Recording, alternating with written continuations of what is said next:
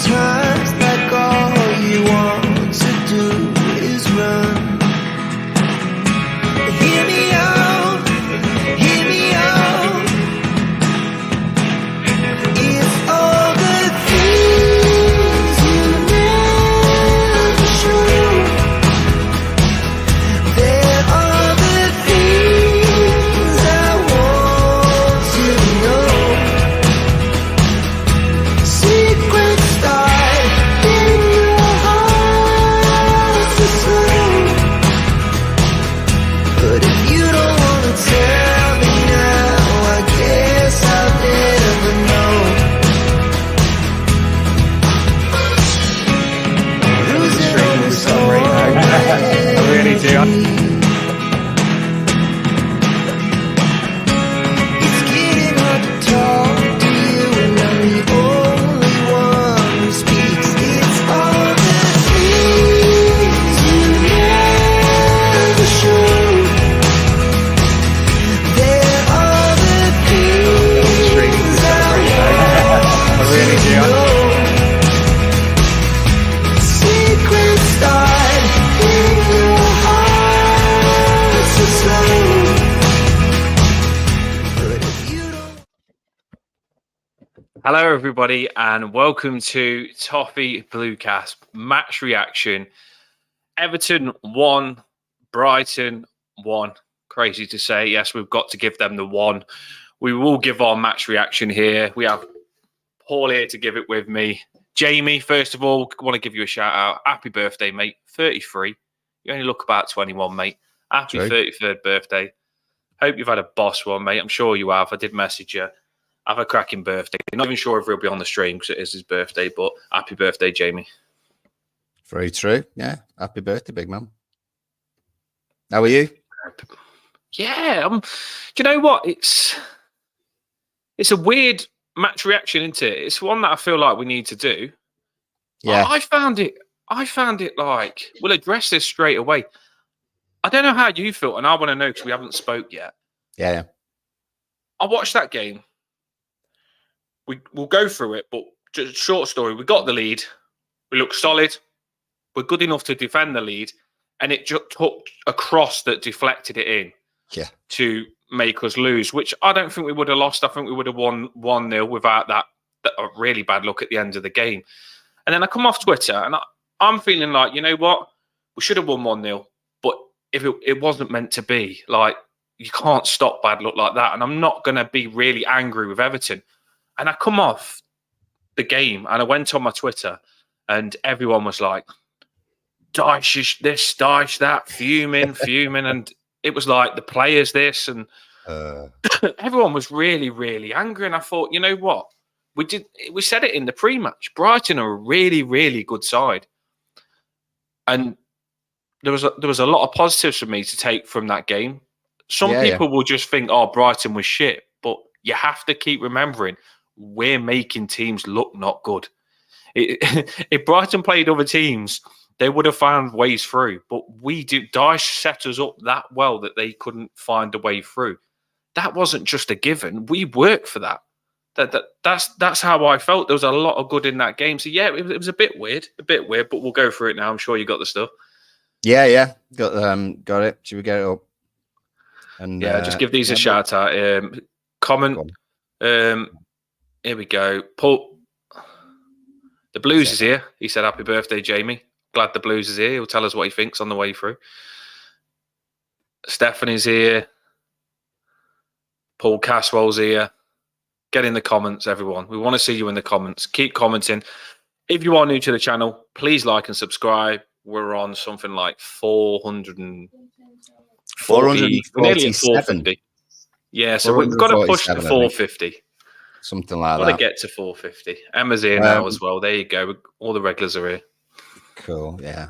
Like Blue said, gutted about the result, but impressed with the performance. You know, we had our bigger game on Wednesday, didn't we? Really, and we made that look very comfortable.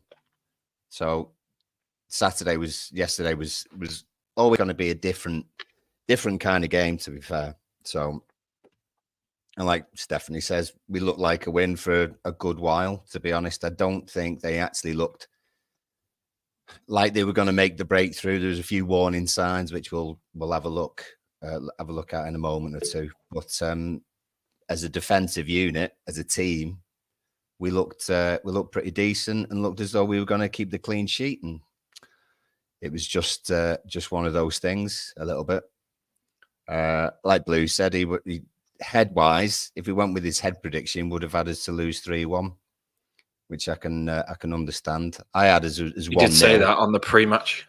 Yeah, I had us as 1-0, so I thought I was flying there.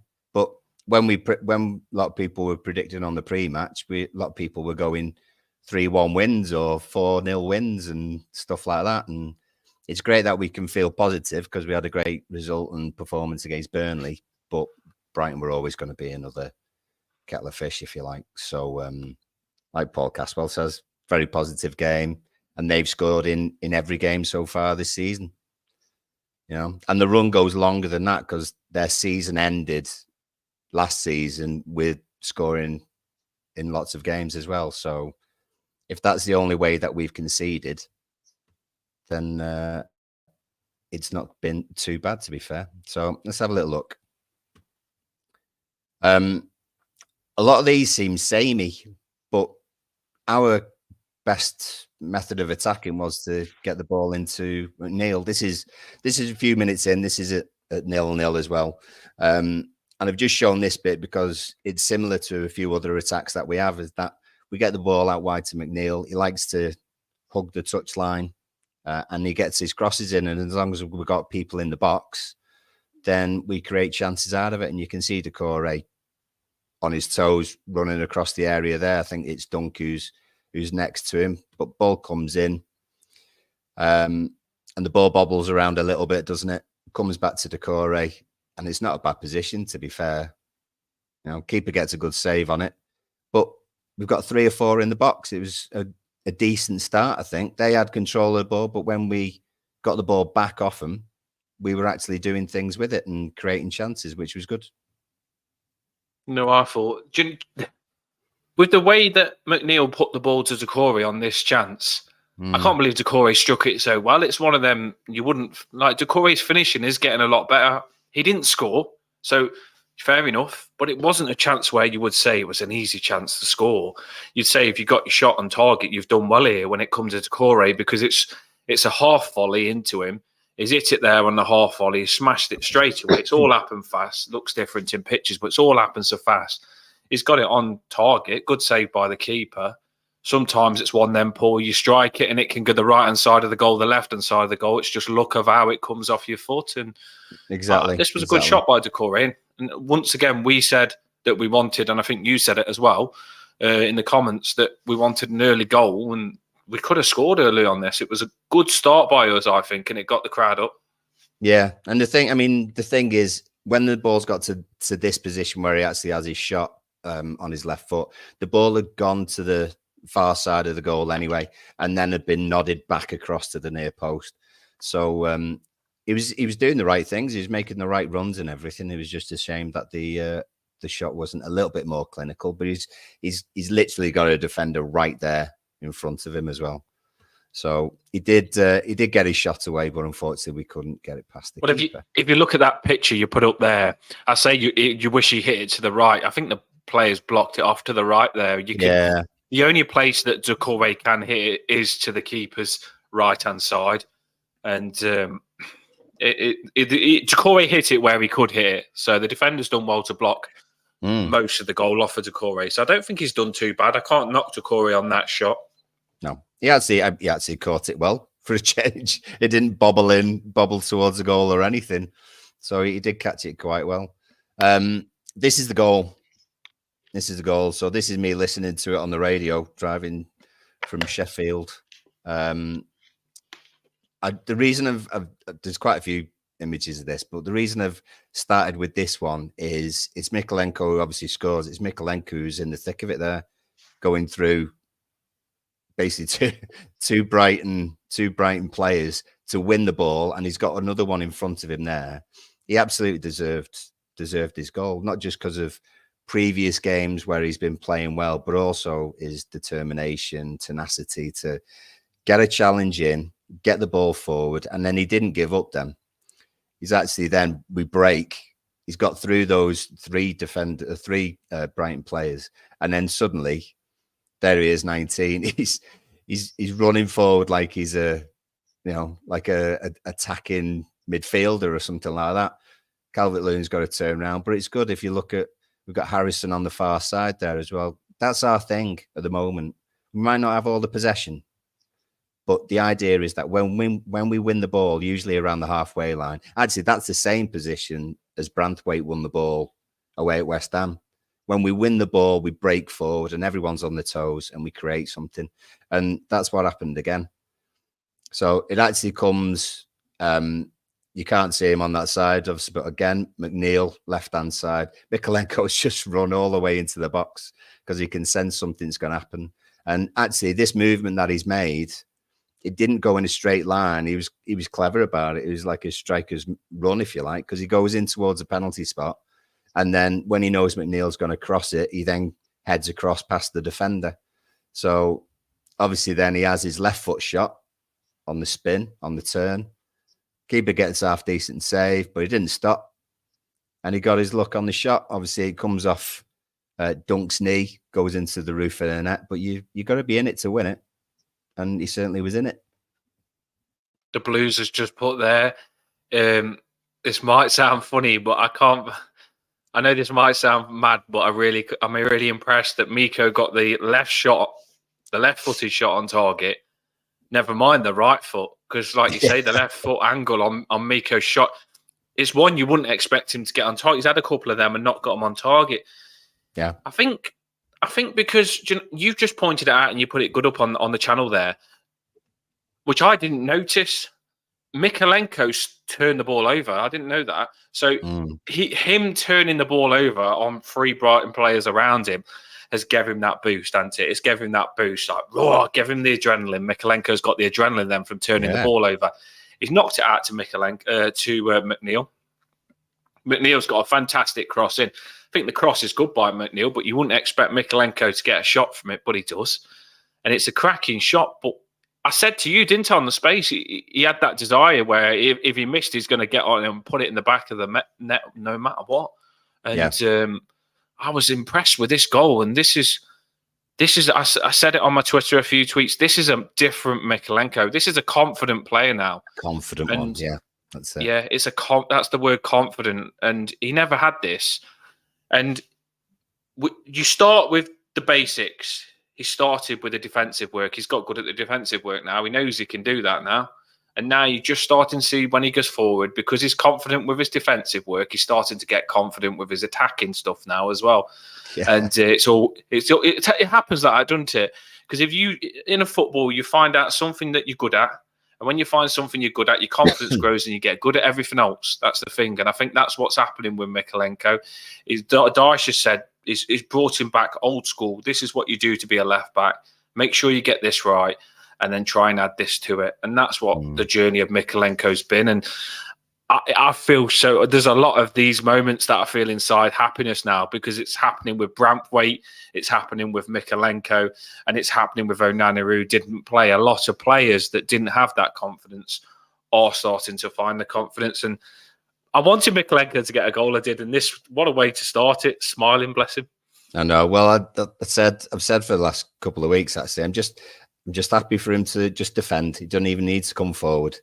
And then, lo and behold, he turns into a bit of a rocket, gets in the area, and then slams one in. So, good on him. Good on him. And he deserved it, and everyone was really happy for him as well, because he seems a nice lad. I think they were shocked. I think Calvert-Lewin was shocked. Yeah, when you watch the celebration, I don't know what Calvert-Lewin's saying to him, but I think he's like, "What are you doing here? What are you doing up the pitch here in the box?" Because there's a lot of Everton balls where we put them in the box and you say, run across the keeper, run in front of the keeper. Because if you run in front of the keeper, it's just a tap in. Do you know what I mean? Where we never have that person making that front post run, which is so dangerous. You see so many goals that you can get so easy just by making that front post run. And you wouldn't expect it to be. You'd expect it to be Decore, but you wouldn't expect it to be Mykolenko. But obviously, Mykolenko's turned the ball over, and he's probably thought, McNeil's out there. He don't need me. I'm getting in the box. I'm going to add numbers, and I'm going to score. It's not lucky, by the way, because Mykolenko's gone to get in that position there. Yeah. He's not there by chance. This is a counter attack that Mykolenko has started, and he's pushed forward and he's got in the box and he's shown the heart and the desire. And this is good for Everton, by the way, because we've like you just said, Paul, just do the defensive work. But if he can add this to his game, that's when he becomes a real good name at left back. That's where he starts touching what we want in a left back. Doesn't have to do it all the time. But when he is in the box, if he makes sure his crosses are good, if Mykolenko makes sure his crosses are always good and his shots are good, he'll get goals, I'm telling you, and he'll get assists. He will. And I think that'll improve. And it was a clever cross because most of McNeil's crosses have sort of gone towards far post, haven't they? So, you know, he obviously saw Mykolenko making that run. So, like you say, it's not by accident. Not by accident at all. So, good on him. Do you know if you do, on that picture you've just got there, sometimes we do the cross over hit. I think sometimes if you do on front post like McNeil's put in there, they have to deal with it, don't they? Like they have to deal with it. They can't just the Brighton defender can't let it go across his box there. That cross, they have to deal with it. Like I like these front post low crosses because the keeper's either got to deal with it, the defender's got to deal with it. They can kick it in their own goal, or Mykolenko can make this amazing run and score. So we are getting better at this. We are, and it wasn't lucky at all. I'm really happy with Everton here the way we started. How was you feeling when this went in? Oh, brilliant, because I wasn't particularly expecting that kind of start. You know, I thought, oh God, we've scored. Brilliant, amazing. We've scored too early. You know, it's one of those. But as the game went on, I didn't feel as though we were in masses of trouble. There's obviously a few chances that they've had, which I'll sort of pick on in a little bit. But I felt as though we were coping with what they had sort of thrown at us, really. And like Blue says here, this was a better chance than anything Brighton actually had, to be fair. You know, it's probably Mykolenko's actual attempt there is probably the easier out of his and Brighton's chances. So there you go. We can only play Dyche can only play the football that suits our players. But we was happy to let Brighton have the possession. But Dyche has said it in an interview. I don't know whether you've seen it. He had an interview with who did he have it with? Have you seen it yet? Andy Gray. Andy Gray. Yeah, he had an interview with Andy Gray. Yeah. And he says, we're not going to try and compete with Brighton at possession, but we're going to make sure when we do get the ball, our passing's fast, direct, good passing. He says these players should know how to pass the ball. Dyche wants us to have more possession, but he can't help it if we're not that good at it. He wants us to get better at possession. And he's already said that in the interview. And one thing I will say, every time we do get the ball, we get some good chances, which I'm sure you'll go through now. I'll let you carry on. Go on. It's that just touching on that interview, it's a good one to watch, to be fair, because what he says was Andy Gray asked him, what is the right way to play, is what he asked him. And so they had a little conversation about that. But then he spoke about a conversation that he had with Dele Alli, because Dele Alli has compared direct play that we do with what Tottenham did under Pochettino. And he wasn't saying, he was clear, he was making sure that the players understood the clear distinction between direct play and long ball, because it's not direct play. Really, in Dyche's head, and what Dele Alli was saying to him as well, is that your first thought is when you get the ball, it's to look forward. That's direct play. And then can you pass the ball forward, whether it's over 10 yards or is it over 30 yards? If you're good enough to put that ball in over the top, he gave an example of, so a striker can go in and shoot on goal, then that's direct play, and that's absolutely fine. That's not a problem. So it's making that the players making that distinction between direct play and just lumping it forward. That's where that's where, because we've got some good players who can distinguish between that, that's why we're starting to get results now. And that's why we're getting more chances in each of the games. That's it. Also made me realise when I listened to that Dyche interview, it's going to take time.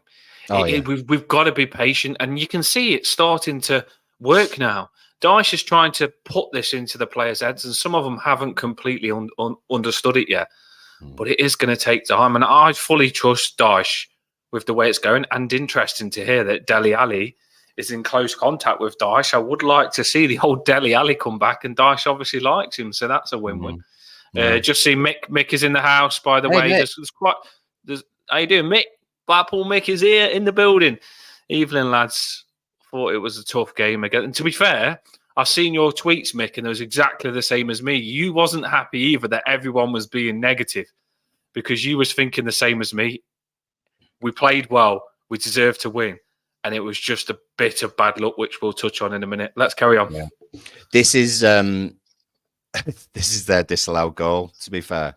I'm not having a massive go at anyone, because I was really pleased with everyone yesterday. But there's obviously some things that we're tweaking, and we've said for a few weeks, and it's happened in the Luton game. It happened in West Ham game as well. We've just got a little bit of a weakness about free kicks that are coming from a deeper position, going towards the back of our defence, or to the far post, or things like that.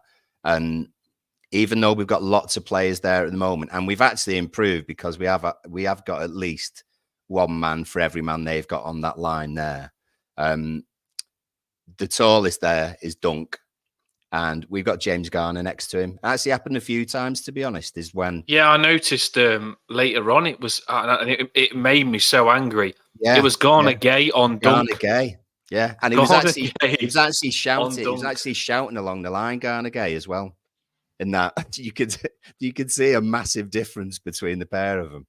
And he was shouting across the line for someone to swap, and no one swapped with him. And the ball actually then did come over. And he tried his hardest, and he actually put Dunk off a little bit. But yeah, it's just something, well. It's kind of a recurring theme. So at the moment, Dunk's getting ready to run in, and he's got James Garner there. He's not in the best position because he's in front of him.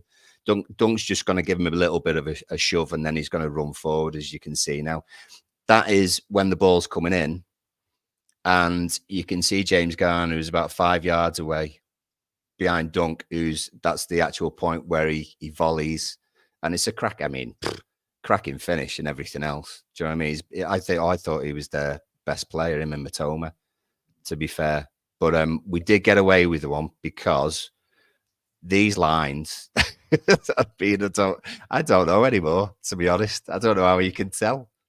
I honestly don't know how you can tell. I know.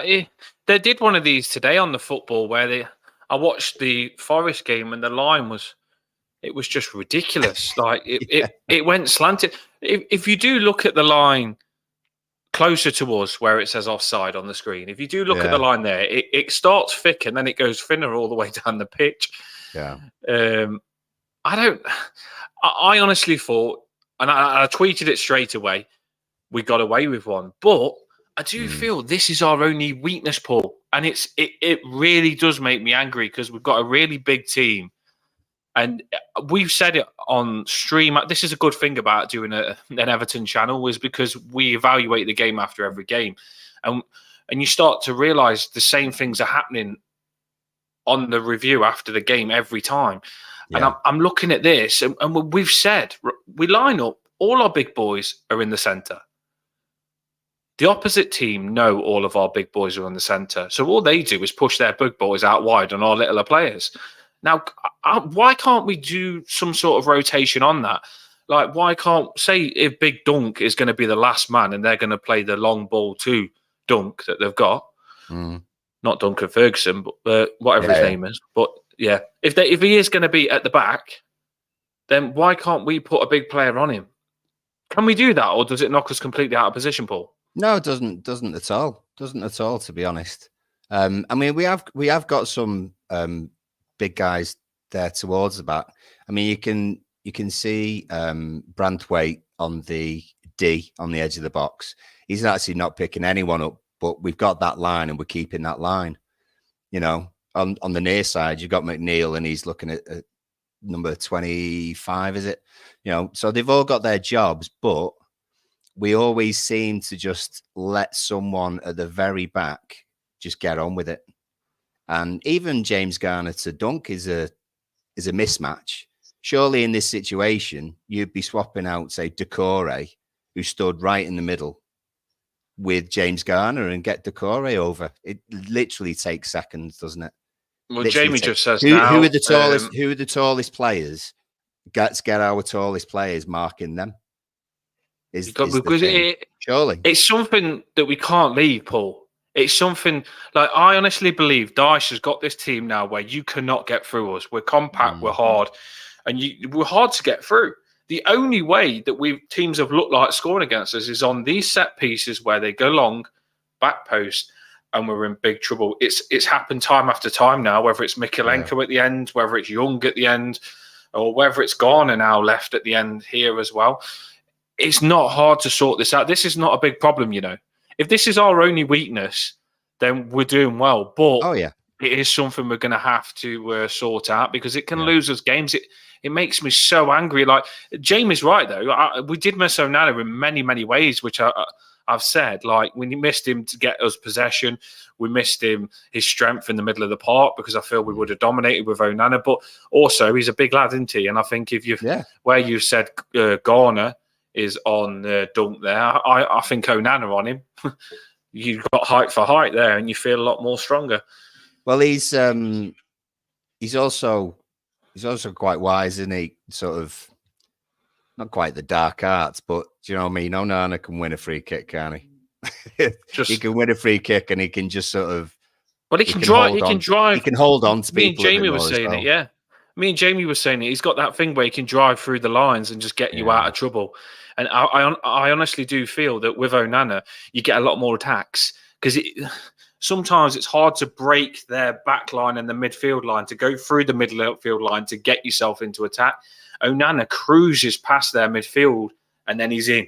And then he looks at Calvert-Lewin and then we're going. He's got that drive, Onana, where he'll go power against power with a player, turn him, we're open, we go. And he's also got that get on the ball with James Garner and pass it about. The comment from Lulu there, anyone know why Onana was out? I think it was a tight muscle.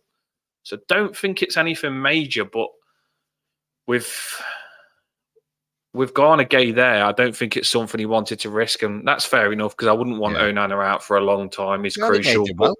Do you know, Garner Gay did well. There was some particular tackles in the middle where he's sort of doing a recovery tackle. That's, you know, that's his game. I thought he did a decent job, to be fair. He broke a lot of play up, didn't he? He did. Blues just asking there about the opposition just aiming for our smaller players. Well, I don't think they've aimed for James Garner. They've literally got their biggest target. It's what we do. So Tarkowski will always go to the far post. Now, if I was in an opposition side, knowing that we always give the ball to Tarkowski far stick, I'd put our biggest player on Tarkowski and stop him from heading it back across. Dan Lightball, Webber, I've got a really good point here, and I forgot about this. And this is a good point. What do you think in the comments? By the way, like and subscribe on the channel. We need to get those subs up. This is a good point. Why is Calvert-Lewin not on Dunk there? Yeah, anybody, to be fair. No, but what I'm saying is Calvert-Lewin, your striker, is a big player. He's 6'5", whatever he is. Calvert-Lewin, massive, good in the air. Yeah. He's a free man. We don't necessarily need to counter straight away. I know they say leave a striker up. He is there. He's the furthest at the back. Yeah, but why is he should be told, for me, like this is just something even Dyche should pick up on the sideline. If when that situation that we just said, Garner Gay with Dunk, come on, seriously, that could have cost us big time. Simple switch. Surely Dyche should just look at Calvert-Lewin and say, Calvert-Lewin, you get him every time because Calvert-Lewin is the free man. He can mark whoever he wants. He's not that pivotal on us defending because he's the striker. So why can't Calvert-Lewin get, because we know exactly what they're going to do. You can see it. There's a big group there, Paul. Far left, there's a big group, and you know where the ball's going, like we do with Tarkowski. They're going to play the ball diagonal, and they want to either head it back across goal or get on it and score. We know what they're doing. So why is Calvert-Lewin not just saying, right, I'm taking the responsibility of getting Dunk here, and I'm going to stop him. And then once I've stopped him, we'll reload. I'll go up front, because this is the only way teams are going to score against us, and it just needs addressing for me. And I feel that's something Dyche needs to do. Yeah, I'd say in this situation, it's similar to things that have happened to us in a few previous games, and you can tell that we have addressed it, but we've not quite addressed it totally in the best way so far. I'm with Blues. I'd say DCL is fine. Should be switching with James Garner. And I don't think Dunk would be able to get away from DCL in that situation. But Dunk's been smart. Do you know what I mean? He's in behind James Garner. He's almost got him. James Garner's got him just behind his shoulder, so he knows where he is. And I think James Garner must be trying to hold the line or something. But if he is just half a yard even further back, Dunk isn't going to be able to run through him. He's going to have to check his run somewhere, and then he's not going to be able to get a clear run and have a volley which he puts in. Thankfully, we did get away with it, which makes a change. There were a few shouts, weren't there, for fouls and penalties and all sorts. What did you think on this one? Some Everton fans are saying we should have got a penalty. What do you think? I thought initially penalty. I thought, well, he's literally just pushed him over. So why isn't the referee giving it? And then I've had a look at it again. And we're basically in this situation is that the ball's come from a throw-in, which has then been headed on, then back, a little bit of a bobble around, and it's breaking for McNeil, who's then going into the area. And then you're seeing their guy who's basically pushed. Did DCL push it? I didn't know. The Blues just said DCL pushed him into McNeil. That's it. That is it. So DCL, in trying to get past their Brighton player there, actually pushes him into McNeil. And that's why McNeil goes down. Oh, so DCL's pushed him onto him, and then he has, so you're not going to get that, are you? First look was penalty. Lots of people shouting penalty, but second look, DCL's given him a bit of a shove in the back. It's fair enough.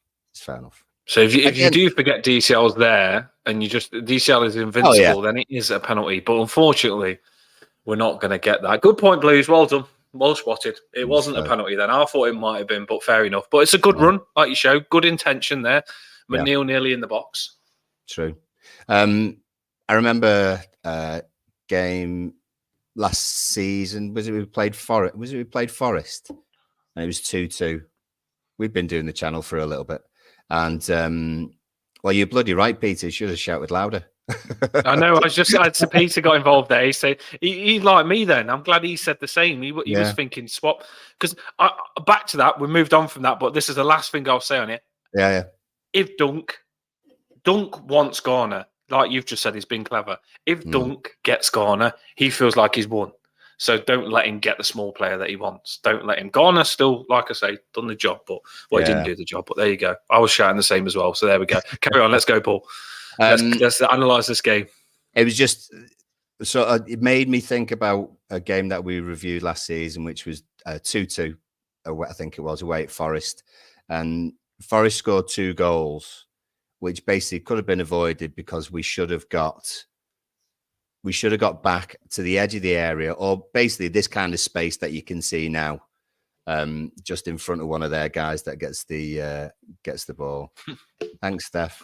You later. Have a good night. And what happened last season was that whoever was playing in the centre was not breaking their neck to get back. So basically, he ended up with 2 centre backs who at the time were Keane and Tarkowski, who didn't want to sort of break that standing next to each other kind of position. So they stayed where they were. And then we had lots of shots against us on the edge of the box, and we were conceding goals. And I think this is an example of maybe why we've not conceded recently in that kind of way, is because the ball's literally just been passed through 10 yards. That's all it is. But you can already see Garner Gay and Decore on their toes. They're not going to let this guy have a shot. They're not going to let this guy have a shot. So actually, when it breaks down, it's because Decore is giving it a little push. He didn't get back quite quick enough, but the effort was there. And you can see we've got a line of 5 there who've gone really narrow as well. So if this guy managed to get a shot off anyway, he would have done well. But just the sheer determination to make sure that he was closed down and didn't get a shot from the edge of the box and didn't manage to get it over to the left-hand side for Matoma, which would have been his other option. We were literally like, he's not going anywhere. We're going to stop him no matter what. And there's been goals before that we've given away, particularly last season, where it was a simple mistake or a simple lack of effort to stop someone, however we do it. How many goals did we say last season? Oh, if Idrissa Gueye had just sort of committed, one of those fouls in the middle of the pitch, that goal wouldn't have happened. And we're making sure that actually doesn't happen now. So I just wanted to show that it actually is the free kick where Dunk shoots. It was a good free kick, to be honest. There he is, number 5. So he's done that kind of David Luiz kind of side foot going into the top corner. And then Pickford's thrown himself and tipped it over the bar. Thought it was a brilliant save, but dangerous as well. But again, if we hadn't raced back and stopped that lad from actually getting a shot off, then it could have been conceded. Do you know what I mean? It's those little differences, isn't it? Yeah, I was thinking the same. If you go back to that picture you just had on, That one. it's not the same thing. I wanted to get the same sort of point that you said, because when I was watching the game, they're out of position here, but this is probably the first time it happened. All game, that back line, the Everton back line and the midfield line is probably 2 meters apart. And I'm not even joking. The back line and the Everton line, we'll get it on match analysis where we highlight it on the screen and get the clicker on it. But it's so close that Brighton just can't get through it, because the problem that we had with Everton is that the midfield line was quite high. So once they broke into that space, we was in big trouble. Where now we've got the back line and the midfield line very close together. So soon as that means as soon as Brighton go through the back line, the defence are onto it, and we're boom, trigger, boom, we're onto it. There's no space. It stops that from, whether they get through your midfield, head up, and you're in trouble, and then your defence worry. It's very in sync now. I did put this on the Toffee Bluecast. They are in sync, and everybody knows what they're doing. Everybody's in position.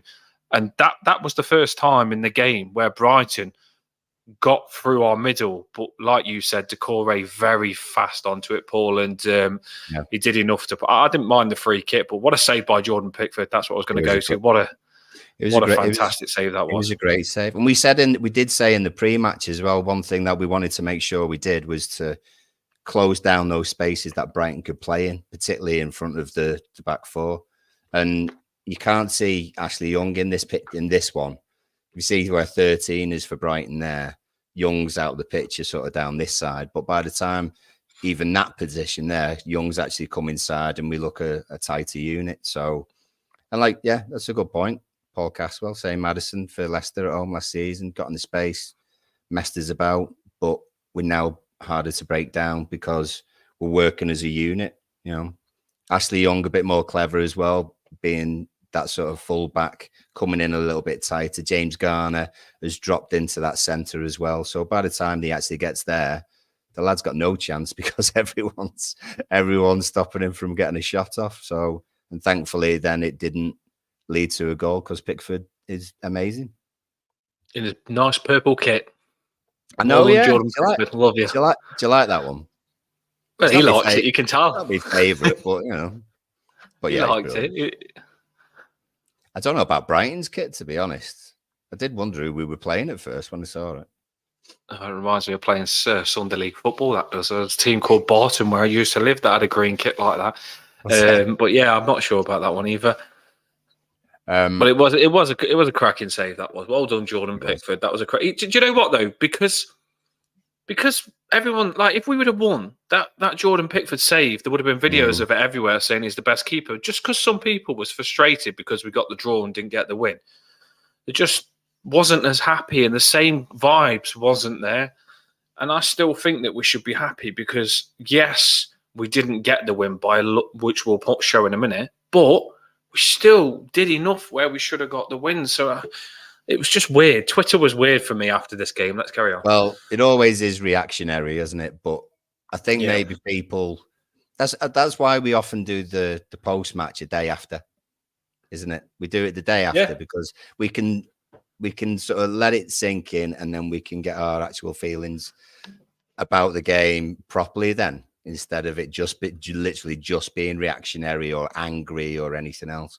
So I just wanted to point out this. There's a comment there saying that I didn't know this. Pickford must eat peaches.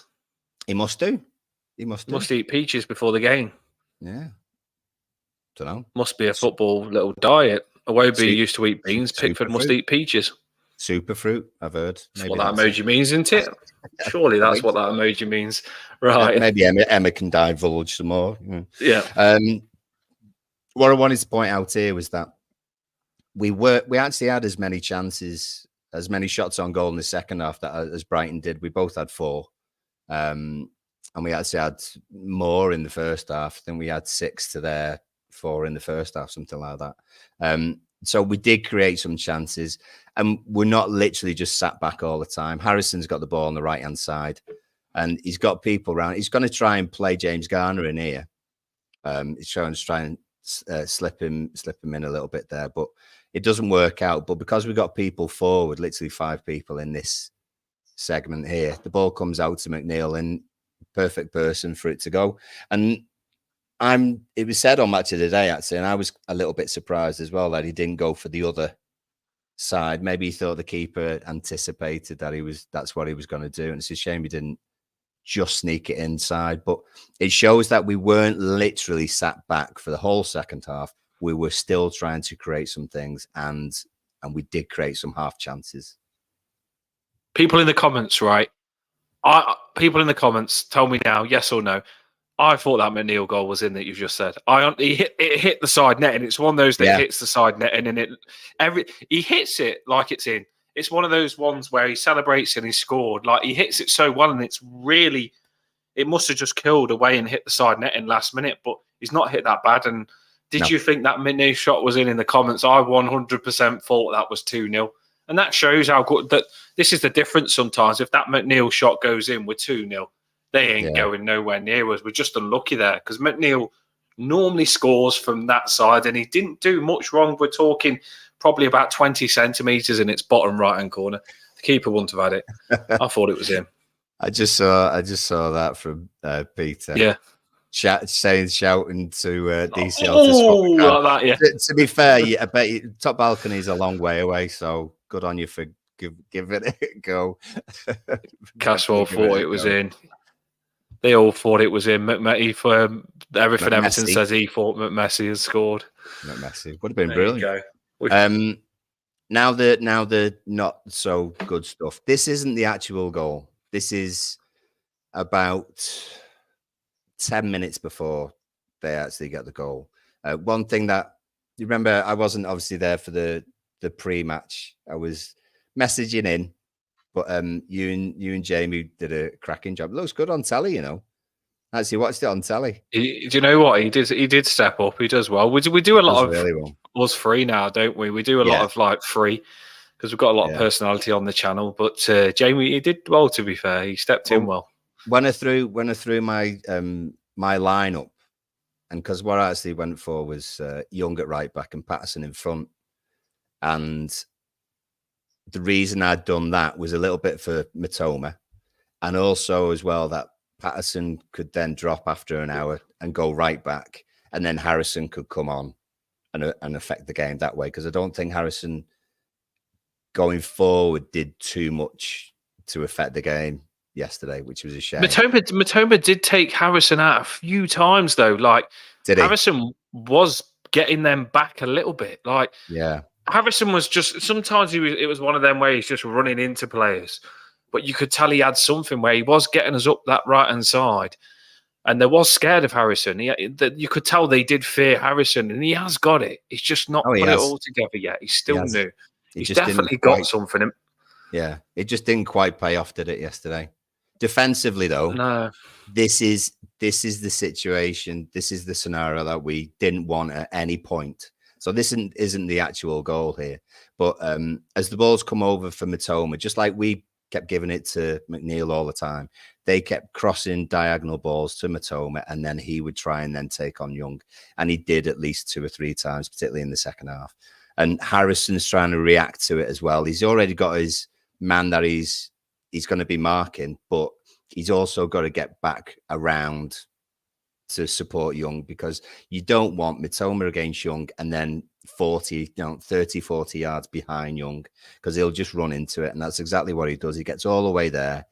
Thankfully, Harrison's kind of kept up. Young puts him off balance a little bit, but it's a massive warning sign, that. And I know the goal itself was fortunate, but and it's all I'm being picky, but it was, I thought it was a defining point in that, because that chance that they have there, the ball comes back and it actually pops out to the guy who's on the edge of the box for them, and he blazes it over the bar. But then their goal again, ball crossed over diagonal, so you've got to get right across. This time it's Harrison who's closer. Now,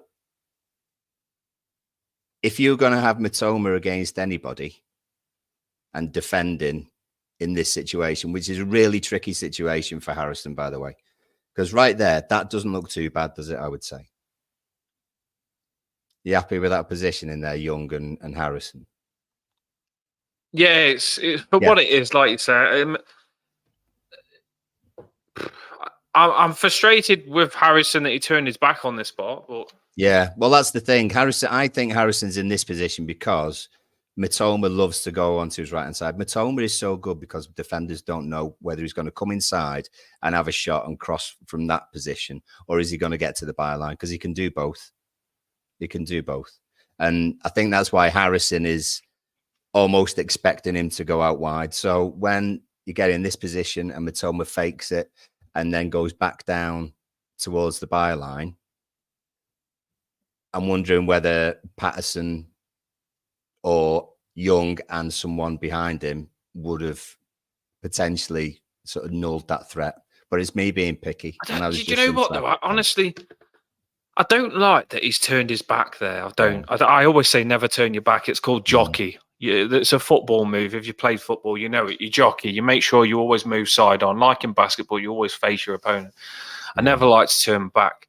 And if he stays facing to him, he doesn't need to turn his back there.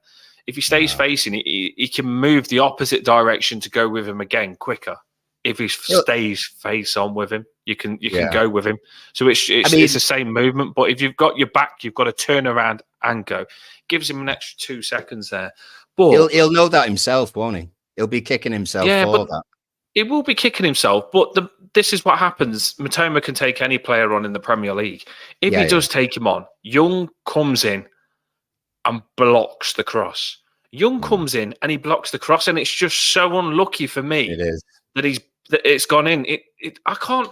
This is a move that could happen 100 times, and it would never end up in the back of your net. It's come off Young's thigh. It's just pure bad luck.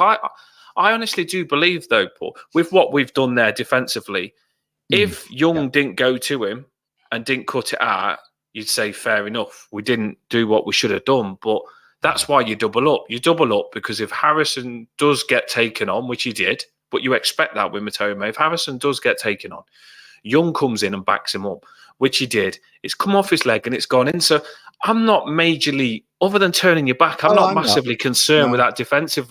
No, I think they've done well to handle Mitoma there. And straight away, you could change it, but it's just bad luck. I honestly can't. You can make that into something, but it's hit his thigh and it's gone in from there. Like, it could have hit anyone's thigh there. I just think that's bad look. It's not like a Michael Keane moment where he's put his hand out and pointed to it. It's where Young, it's just hit him. Yeah, gone in. I'm surprised. I'm surprised Keane didn't come on and actually it hit him instead, because that just sounds like Keane all over. like you say, we've got so many people back there as well. We were doing a decent job. That is what I'm saying, though. On the Blues, they said you. That's what I'm saying. I'm saying Young should have gone for it. Like I can't. Yeah. Is that what the Blues is saying there? Because I'm saying that Young had to go for it. Because if he lets that cross go in, we'd be screaming, saying you should have got somewhere and knocked it out for a corner. So I think Young has to get something on it. But he's just unlucky that the speed Matoma's it's put it exactly where Pickford don't want it. So I haven't got massive problems on this. It's just football sometimes. Sometimes you've got to say, well, it's football. If it's not your day, it's not your day. And this was one of those moments for me, Paul, where Young has to try and stop that. Because how many times have I said to you, Paul, on the other channel, stop the cross from coming in? Do everything you can. Do not let that cross come in. So Young's done everything he can to stop the cross from coming in, to knock it out from a corner. But it's kind of not hit it strong enough with his fight to go out for a corner. If that goes out for a corner and we defend it and we win 1-0, you're saying, well done, Ashley Young, cracking defending all game. And we beat Matoma because we won 1-0. So that's the difference, isn't it? Between good luck and bad luck. It is. And the thing is, though, that they will, coaches won't sort of say, oh, it's all right, it was just unlucky. What they'll try and do is try and work out what led up to it and everything else. Do you know what I mean? There's going to be sometimes more blame for people than others, but they're always going to look at things about how they can improve. Like Harrison's thing for improving will be not to bloody turn your back. Mitome was fantastic, really good player. I wish he played for us, to be honest. But Harrison all week will be thinking, right, I better not turn me back on anyone I'm defending against. You know, I did see, and unfairly as well, same as Young, Pickford getting a bit of stick as well. Saying people sometimes saying that he didn't do very well for the ball going above his head. That's the ball at its highest point there. That's literally right above him, and it's coming down. It's so hard, to be fair, and another reason why it is a fluke one. You know, Brighton didn't mean in any way for the goal to be scored in this way at all. We can slow it down and point out mistakes, but at the end of the day, Matoma smacked it, and it's ping-ponged in. Nobody expects that.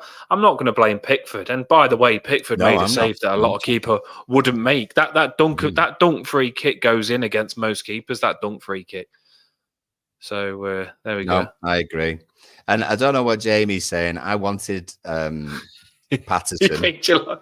I wanted Patterson playing before you start. He said you got Ashley Young pajamas.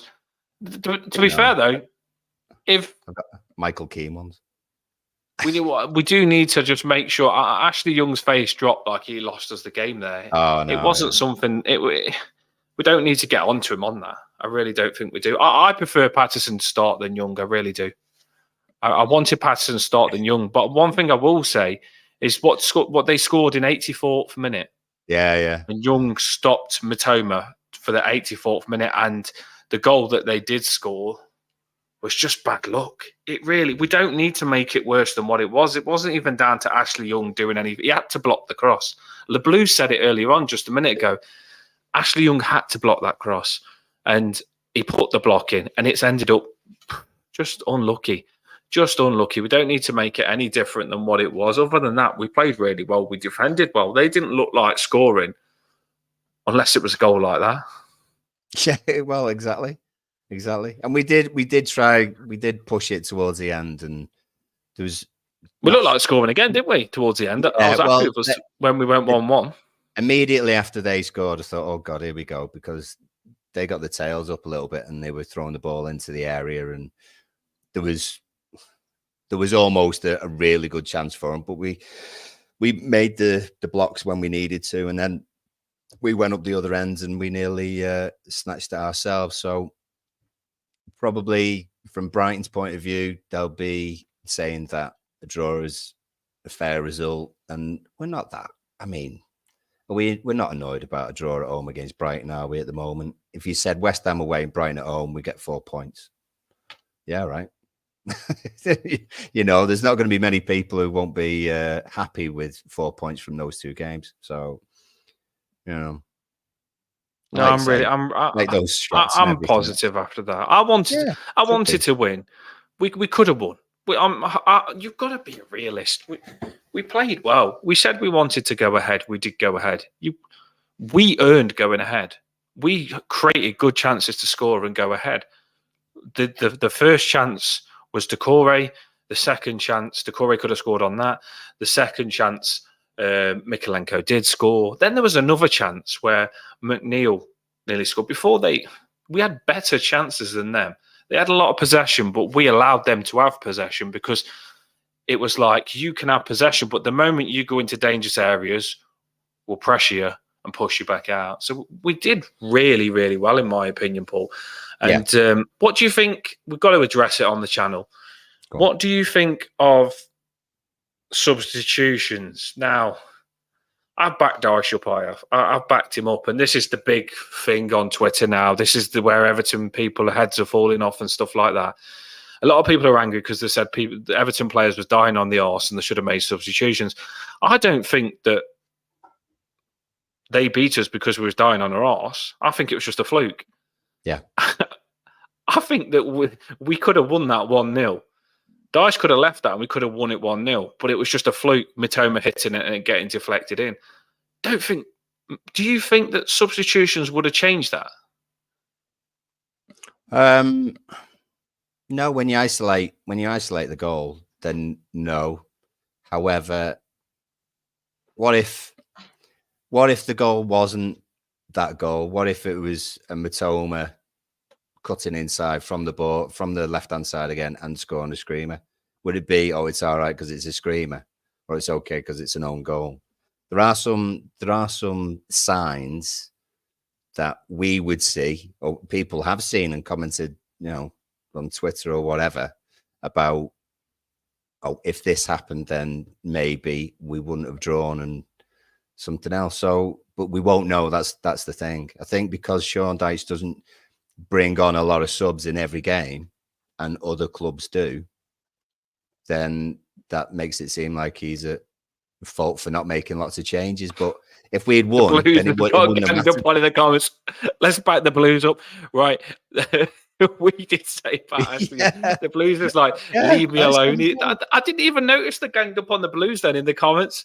Leave the Blues alone. He's Mr. Tactical Magician, the Blues.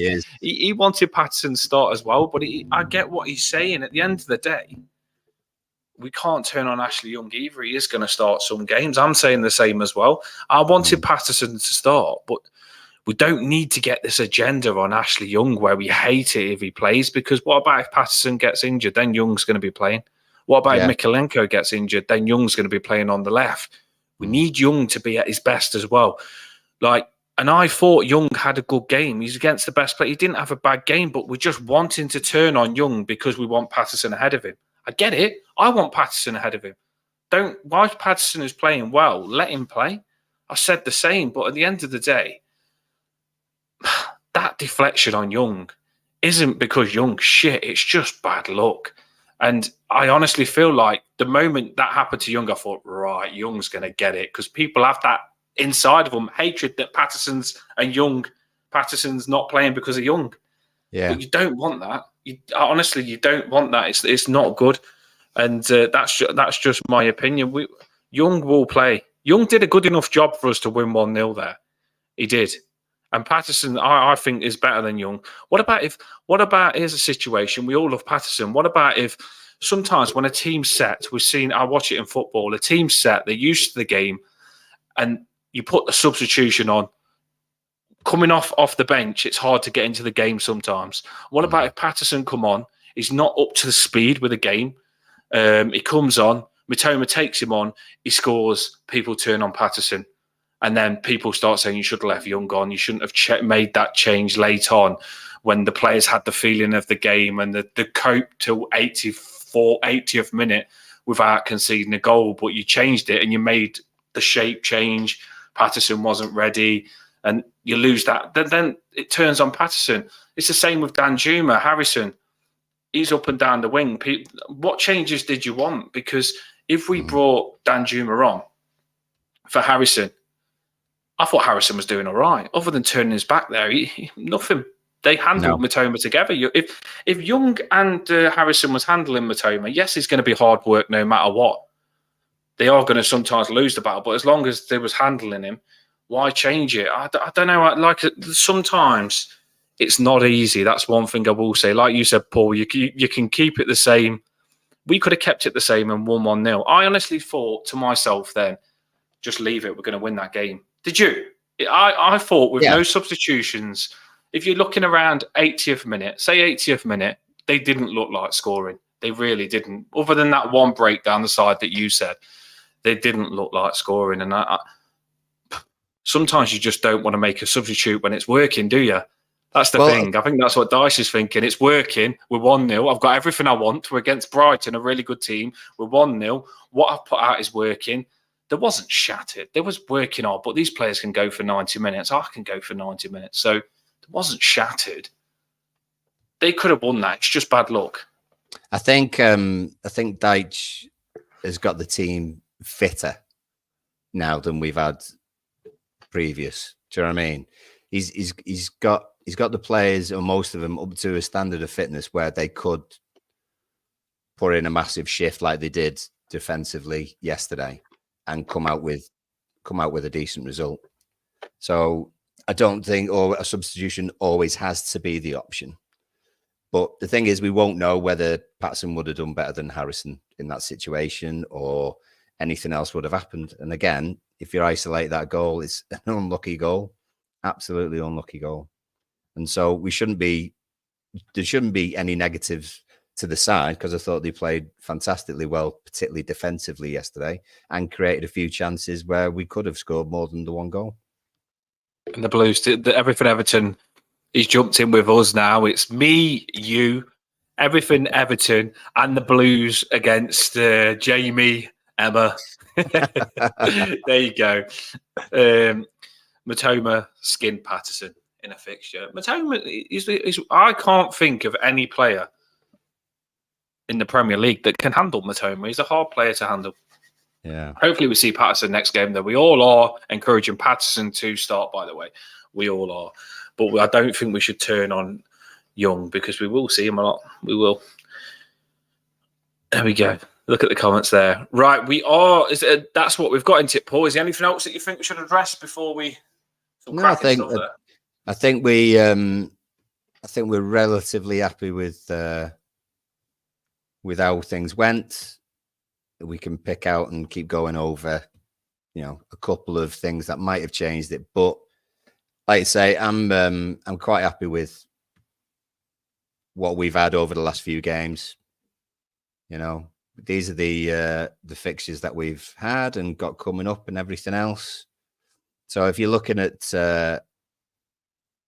what they've got, Brighton yesterday, so Palace away next. Have we got international break then? Is it an international break after that? You're not asking the clever one there, are you? I'm not sure when the international break is. I'll try and freaking not think about it, because it does my head in.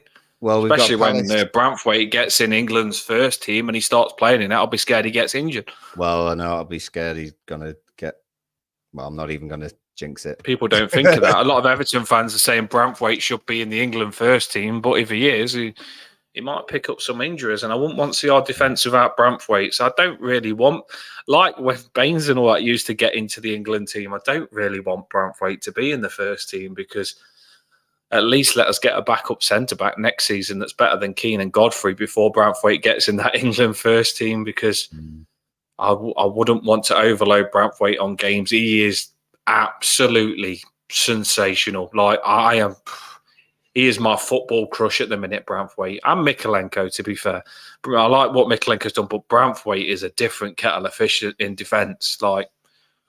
I am confident every game that we can get a clean sheet with Branthwaite and Tarkin. We should have this, by the way. We did enough to get a clean sheet this game. We really did. Keep him with us, please. None of the England talk. Exactly. That's exactly what I'm saying. We are getting good, though. That is, I did put it out straight away. I am Mr. Positive, and I think some people just like to be negative, and I try and be the storm and stop it, because I'm like, some people start being negative, then more be negative, then it ends up more negative than what it needs to be, just for no reason. And what is it? Was it 5 wins, a draw in our last 8 or something like that, in our last 8 games? Well, 5 in 7, and then we've had a draw, haven't we? So 5 wins in 7 before yesterday. So what? And then a draw, yeah. So wins, 5 wins and a draw in our last 8 games. And that's Yeah. really good. That is progression. And that is a lot better for us. And if you like that now, West Ham, good team, we beat them. Brighton, Europa League, really good players. We should have beat them. We drew against them. We move on. Crystal Palace, we've got there. You've got in that on the screen there.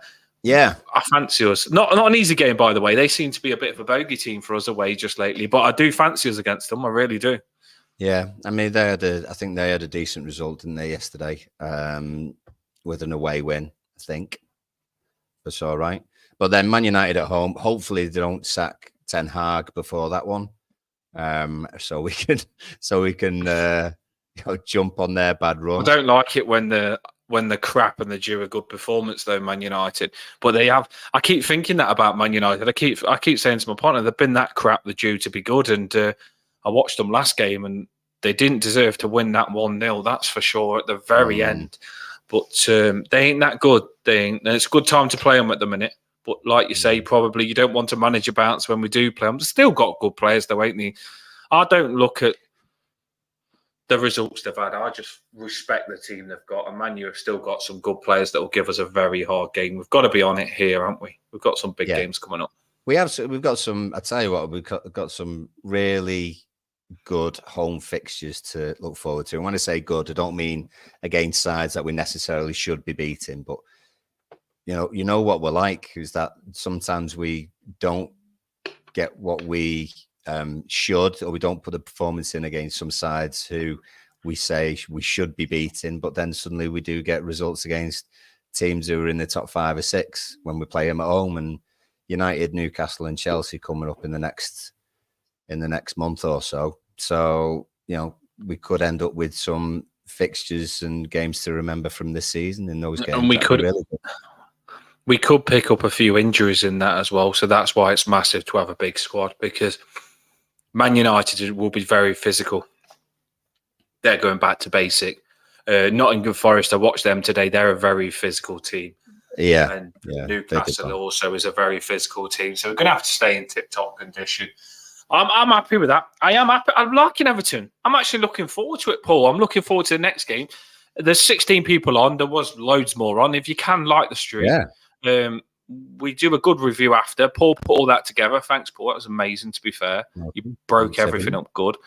We like to go through it and analyse it because it gives us a good idea of where we're at. I think we're doing very good. We've come on loads, and that's what frustrates me, Paul, is that a lot of people do think that what Sean Dyche has brought to the table is a given. They think they don't. All of our players are in position and know what they're doing. They didn't know. They didn't do that before Dyche come in. Our players wasn't in position and didn't have a style and didn't know what they was doing. Dyche has got the players under control. All of the players, sometimes they're not worked to the hardest. Dyche has got the players working for the shirt now, hasn't he? I can't pick players out now where I say they're not trying and not working hard. I could have picked loads out before Dyche had come in. I could have honestly said, because I always say, if you're playing a game and you're not passing as good as you should be, your shooting's not there, you ain't got your shooting boots on, make sure you work for the shirt and make up for it by giving 110%. That's what I always say. Just give 110%. If you're not on it, at least give 110%, because then you can still sometimes get away with it. And I think Dyche's got this team working really hard now, and I'm happy. I can't wait for the next game, because I think that I'm not scared of anyone. Are you, Paul? No, I think we're getting to that stage where we're going to say on our day we can beat anyone. Well, that's Premier League for you. We bloody can. Luton nearly did it today. Remember that? I was on that space with that lad, that Liverpool fan, and he was like, oh, you got beat by Luton, you shit. You got beat by Luton, you fucking shit. And I was watching that game today, and they're losing against Luton in the 90th minute. And it took them a 96th minute to not lose against Luton. So I thought to myself, I was thinking of him when I thought, you know what? You were laughing at us getting beat by Luton, but you should have got beat by Luton as well. And Liverpool has spent, by the way, a lot more money than us. And they should have got beat by Luton today. They really should have got beat by Luton. I watched parts of the game before I went out for the fireworks, and I tell you something, Liverpool should have got beat by Luton. So that lad that tried to rip me, I bet you're thinking to yourself, now you're shit tonight as well. There you go. You're not all that as well. Anybody can beat anybody in this league now. Forest had like 35% possession, beat Aston Villa. Possession means nothing. Yeah. It's about what you do with the ball, not do you know what I mean? That's what it is. It's about what you do with the ball. Get this banner on now. Thanks everybody for coming on. Cracking numbers tonight. Cracking numbers. Hope you're enjoying this Toffee Blue cast. If you've got any suggestions, keep telling us. Everything Everton said a few. He mentioned about us doing a stream after about score ratings for the players. Player ratings. All right. Okay. That was a good little suggestion. So anyone, even in the comments, if you don't want to message me direct on Twitter, in the comments while we're on sometimes, or just when the stream's finished, comment in what you want to see and we'll do it. He said he might want to see player ratings. So we'll probably do 5 minutes of a stream of just giving a player a rating and saying why we're giving them that rating after the game. We'll add anything, whatever you want, we'll do. And it's about what you want. That's what we're trying to do. There he goes. Put his hands up as well. Yeah. So I'll get the banner on now. Up the fucking Toffees. Let you say the last words, Paul. Yeah. Hope you enjoyed your fireworks this weekend, everybody. And have a good week. I didn't. I did what you did. You cursed me. What did I do? You fucking cursed me, mate. Eliana, by the way, Eliana, Eliana is this close to learning the Calvert-Lewin song, the whole song. She's 5. She is 5 and she nearly knows the whole song by herself. And she says she's going to do it next time on the channel. So she is going to do the Calvert-Lewin song, but she's cuter when she does it than me. She's got a good voice. Is it the edited version?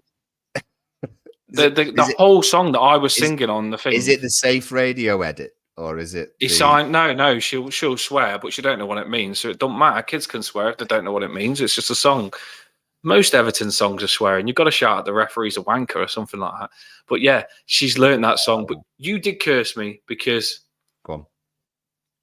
when Eliana passed me the freaking what's it called that you light at fireworks? The sparkler passed it me.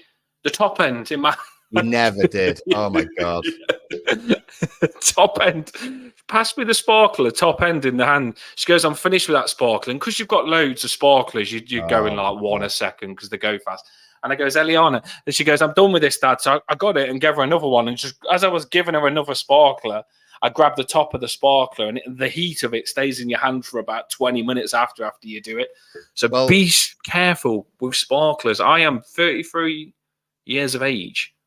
And I still made the mistake, and I've done loads of sparklers before, so be wary. Well, if anyone's seen any of my Twitter posts today, I was given a sparkler last night at a firework display, and straight away that public information video where that little girl picks up a sparkler. Yeah, I've seen it. That's what I said. That's why I watched that video with the glove on. Yeah.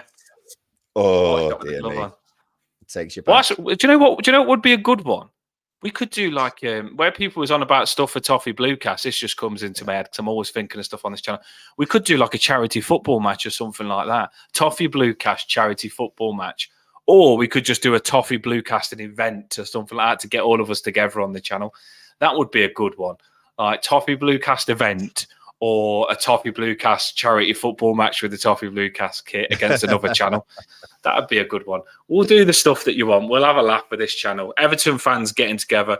I do want someone new to come and make an appearance on the stream. You only have to come on once. I don't want you to think, I just want you to just make one appearance. We've got loads. We've got Jamie. We've got School of Science. We've got Rob. But I like to think that this channel, our subscribers are with us, and I want sometimes to show your face and come on. You don't have to, but if you want to, let us know. Toffee Bluecast going really well.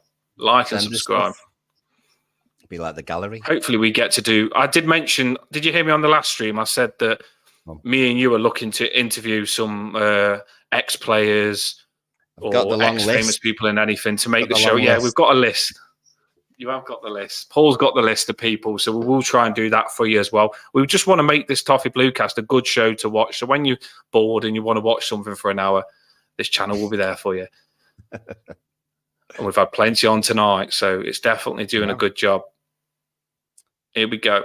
Right. Let's get Take this care, music everybody. on for you. Jamie loves this song. Take care. School I tomorrow. love this song. Eliana loves this song. It's smooth. You don't wanna tell me now, I can't.